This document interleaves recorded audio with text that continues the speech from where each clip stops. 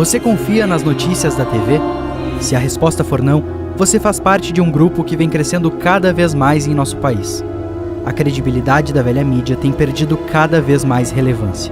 A imparcialidade dos grandes jornais e a falta de comprometimento com a verdade fez com que uma alternativa paralela surgisse em nosso país. Somos uma mídia independente que não aceita R$1 do dinheiro público. Nós realizamos o nosso trabalho por conta do seu José, da Ana, do Carlos e da Vitória. São brasileiros de todo o Brasil que decidiram apoiar o nosso trabalho. Isso significa independência. É justamente essa palavra que permite um trabalho sério e comprometido com a verdade. Não adianta mais reclamarmos da velha mídia e não construirmos uma nova. Você está recebendo a oportunidade de apoiar a educação e a cultura das próximas gerações. Nós contamos com você e até breve.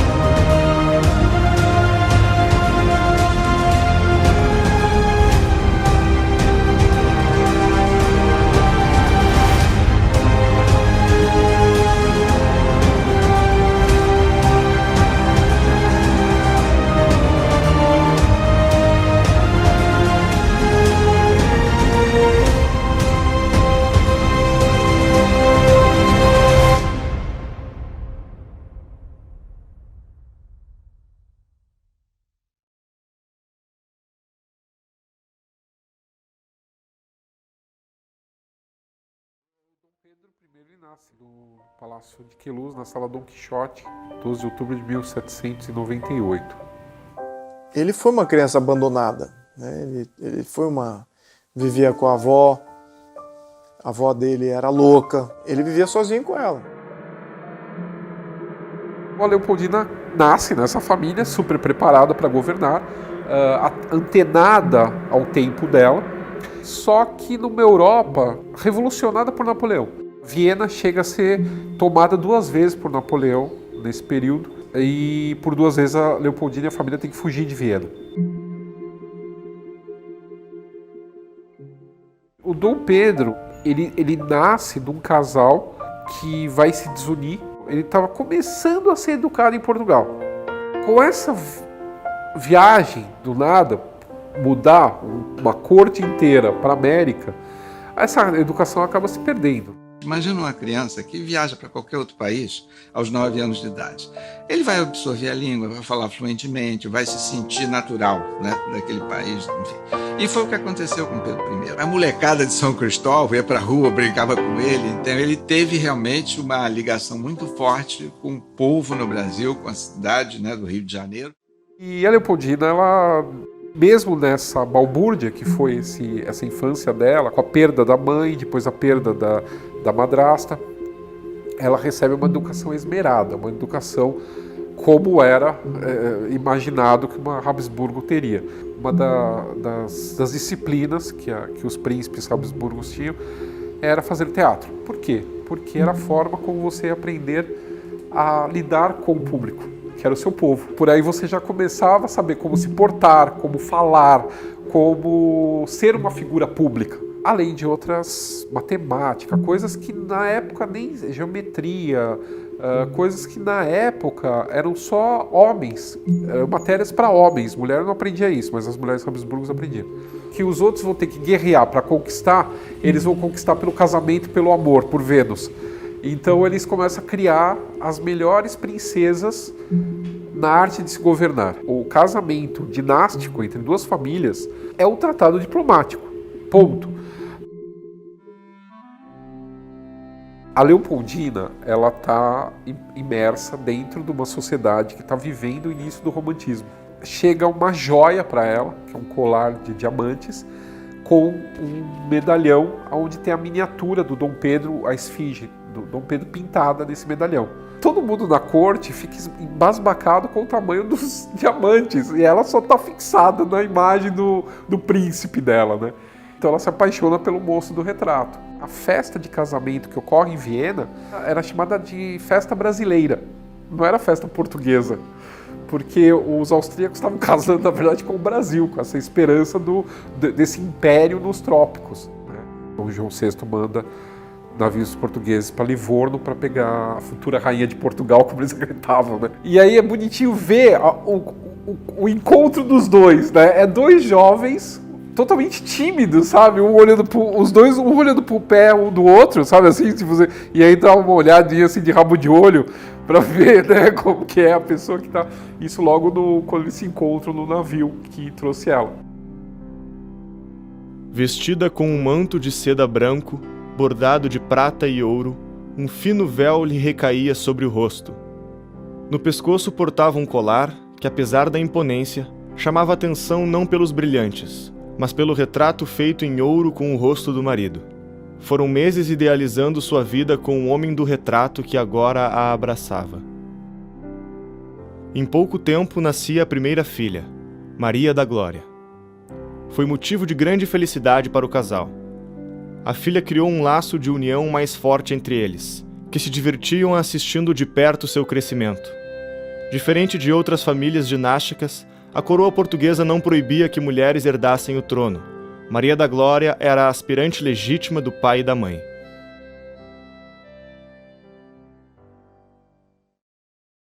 Nem tudo eram sorrisos. A medicina ainda não avançada na época fez com que a princesa e Dom Pedro viessem a perder um filho bebê e outro ainda em gestação. As mortes prematuras de 2 filhos seria o preâmbulo de um ano conturbado.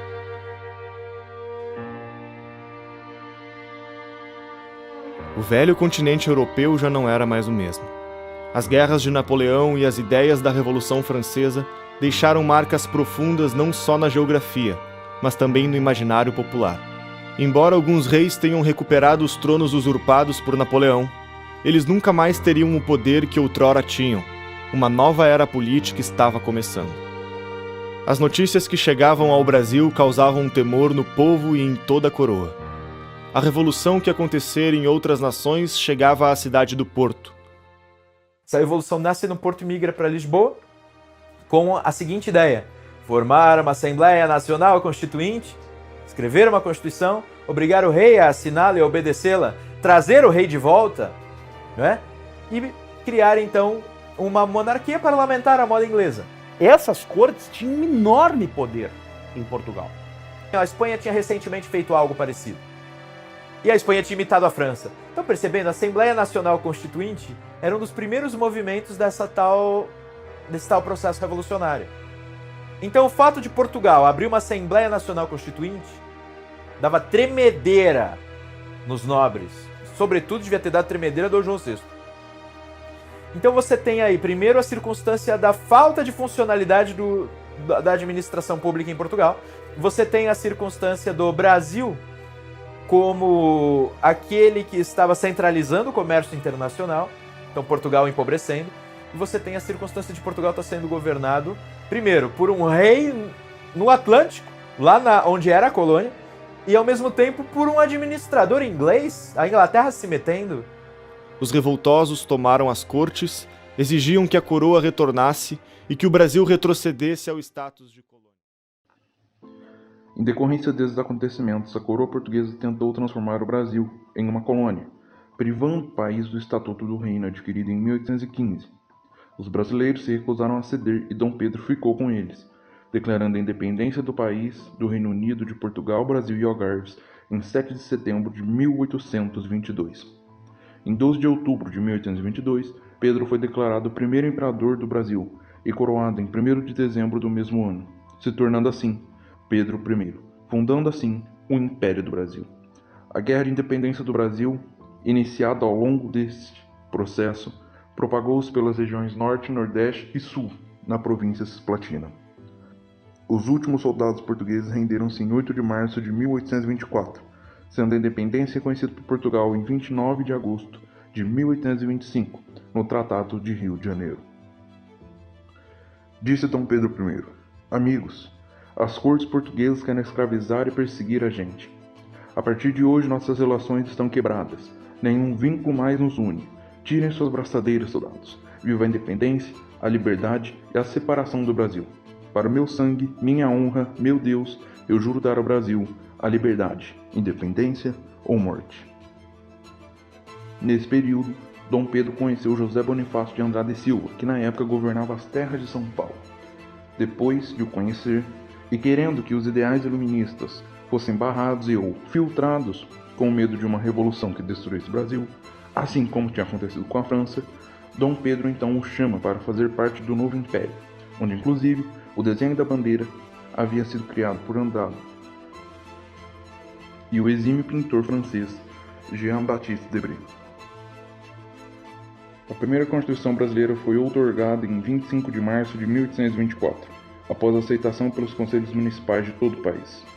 Seu projeto inicial havia sido feito por Bonifácio, e esses rascunhos foram então usados por Pedro para chegar até o projeto final que tornou o Brasil oficialmente império, baseado em divisões de poderes criadas pelo filósofo Benjamin Constant, na qual existiam 4 poderes: o executivo, que governava a nação, o legislativo, que discute as leis e normas, o judiciário, que averigua se as leis aprovadas pelo legislativo estão sendo respeitadas, e o moderador, que balanceia a autoridade dos outros 3 e tem suas funções delimitadas pela Constituição.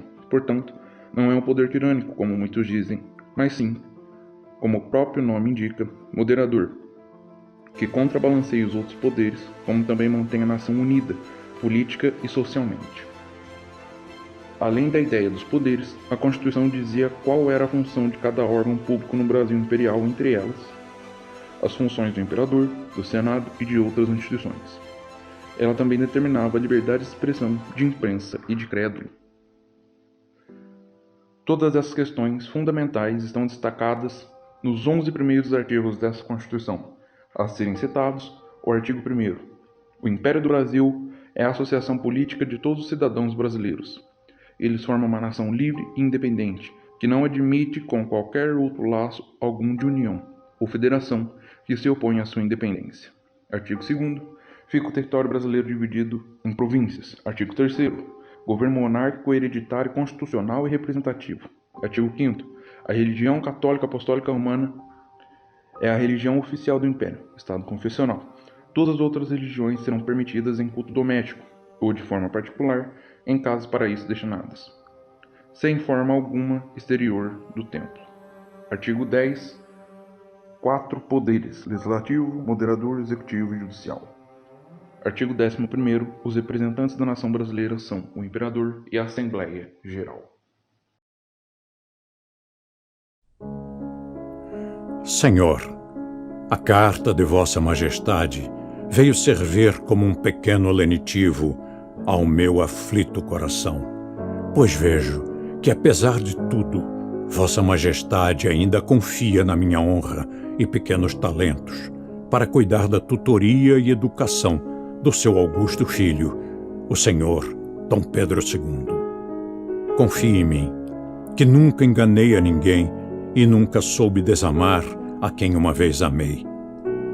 Iguais votos de felicidade encaminha aos seus o meu sincero coração, pelo soberano que foi da minha escolha e pelo meu amigo. Beijo as mãos de Vossa Majestade. José Bonifácio de Andrada e Silva.